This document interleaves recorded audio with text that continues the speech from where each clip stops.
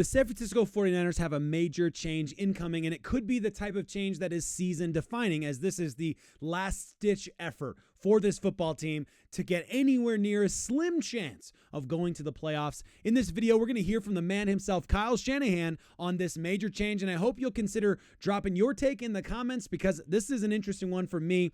But if you're new here, I'm Nate. I make daily 49ers content. Please consider subscribing if that's what you're looking for. Now, the 49ers running back situation, of course, is a wild one. We're looking at Isaac Guerendo, who's technically RB4 if you count Elijah Mitchell, and he is going to be leading the helm today, followed up by presumably Patrick Taylor Jr., who's your veteran presence. He's RB5, followed by Izzy Abanikanda, who the 49ers just picked up off of waivers this week, and he's RB6. Those are your guys going into this game. It is safe to say it's a picture a little bit of what the 49ers season has been so far. But to make matters even crazier, the whole left side of the offensive line is wild as well. The 49ers looking at Jaylen Moore and Ben Bartch taking up the left tackle and left guard positions respectively. So the 49ers have a crazy situation going into this game. Kyle Shanahan had something really interesting to say today when he was on with Greg Papa on NBC Sports today. This is super interesting. Give this a listen, and then feel free to let me know what you think in the comments about this, because this is, I think, good news, but it's a big change, the 49ers, as they get ready for RB4, 5, and 6 behind half an offensive line that they're used to having, and going into a game where running back ability, right? The rush game is going to be absolutely crucial for the 49ers getting after a very difficult Bears defense when it comes to the secondary. They're going to need a solid run game. Here's what Kyle Shanahan had to say about the whole left tackle, left guard situation. Give this a listen. The left side of your offensive line was completely different in Orchard Park with Trent down and Aaron Banks down. Talk about Jaylen Moore now, 2 straight starts, and Ben Bartch. His first snaps as a 49er, first start, it seemed like he played well. How did those guys grade out? Yeah, they both did well. You know, we've gotten used to Jaylen. We know the type of player he is and how he can help us, so it's always tough losing Trent. But we got a lot of confidence in Jaylen. And Bartch, he's a guy who's been here for a little bit, got here at the end of last year. We've really liked him in practice. We like his ability and stuff, but that was really our first time playing in a game with him. So he had a great week of practice. We were excited to see him kind of in the heat of battle, and he performed very well. He blocked his guy very well, did good in the run game and the pass game. Just talking to the guys in the huddle, the game wasn't too big for him. They enjoyed being out there with him, and I thought he really helped. And the strength of the... How fortunate is it, guys? Like, let's just pause for a New York minute, and we'll get back to all of this. But how important is it to you? How crazy is it to you?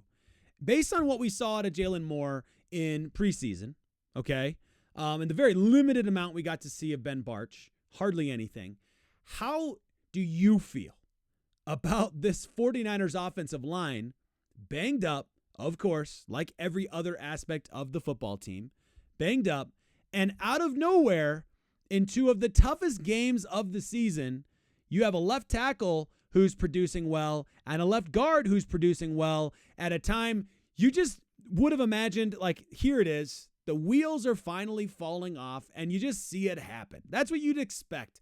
And yet, what we have gotten out of Jaylen Moore in these last couple of games and what we've gotten out of Ben Bartch in these last couple of games are surprisingly good. Since taking over for Trent Williams, this is Coach Yak here. Since taking over for Trent Williams in Week 12, Jaylen Moore has the 5th highest grade at 83.5 among all tackles and 11th highest among all linemen. This is your Jaylen Moore. This is the same guy that coming out of training camp, folks were really concerned about because, of course, he was the guy getting all the reps in training camp. He was getting all the reps in preseason because Trent Williams was holding out. And at this point, or at least we presumably holding out. We don't actually know that. But what we do know is that Jaylen Moore was the guy. And what we got to see from him as your blind side, as your left tackle, was not what we wanted to see in preseason. And you look at preseason, you kind of usually, you think guys are probably going to play a little bit better than you'd expect them to at lower, like because you're going up against different guys, you're going up against lower down the depth charts, things like that. You're not really seeing the full thing. And then, you have some positions, I suppose, where it's fair to say that like there's a rhythm issue there, that certain rhythm positions don't look as good in preseason. You don't have all the starting guys out there with you and yada, yada, yada. But this is a banged up offensive line during preseason in training camp. So it's been banged up all season long, at least, yeah, in general. Right? You've had guys who are normally starters. You've had Aaron Banks has had multiple injuries. Spencer Burford. I feel like Zakel was injured at one point. Obviously, Trent Williams. You got all sorts of issues going all over the place. John Feliciano. I mean, it's no surprises there. All right. That's just how it's been. So for Jaylen Moore to be going to playing as well as he is right now in this exact moment is pretty great, pretty fantastic news for the 49ers. And then what about Ben Bartch, who after these 2 games, or did he just play the last game?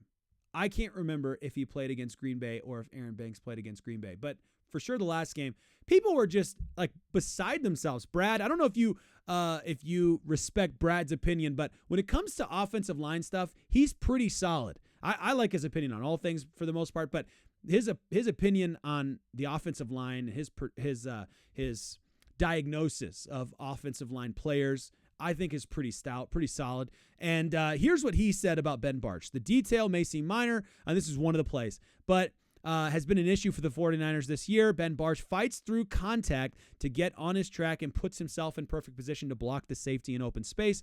Notice how his angle never changes, and it takes him directly where he needs to be. A breath of fresh air seeing this. And this is one of many tweets like this coming from a lot of folks reviewing how Ben Bartch plays football. And I think it's just fantastic timing for the 49ers to, again, have another one of your guys, Aaron Banks, who a lot of people think is going to get paid this offseason and going to be kept around this offseason.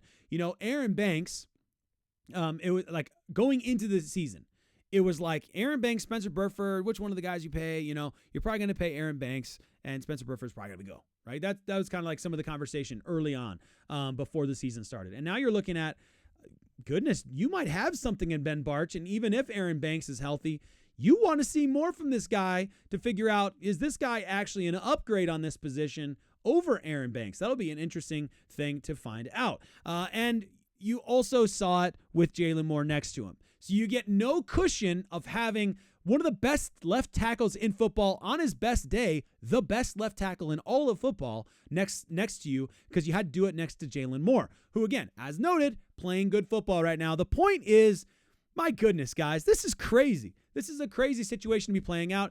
We're playing next man up football all season long, and we're one day away from another game where next man up football is going to be absolutely crucial. Guys like Nick Bosa, guys like Trent Williams, guys like Aaron Banks, so many guys down, and you've got your RB 4, 5, and 6 out there that, one of them you literally have only had for like 4 days or something like that. This is going to be pretty wild to see how this all plays out, how this all breaks down, and I very much look forward to watching it and talking to you about it. And join me in the comments. Let me know what you think. I'm looking forward to seeing how these running backs run. I really do think key to the game, obviously, we need our offense humming, but knowing how good their secondary is, I think key to the game is, can you get that run game going? If you can get a run game going, it's going to open up a lot more for you on offense, and we most certainly need it, especially in the red zone. That was yesterday's video. Go watch that if you missed it. There's a lot of interesting stuff in there, some interesting stats I dug up for you. Very much appreciate you watching this video, liking it. Hit that subscribe button if you haven't yet. Come back for more. I'm pumped. Let's go. Let's go, Niners. Let's go take on those Bears.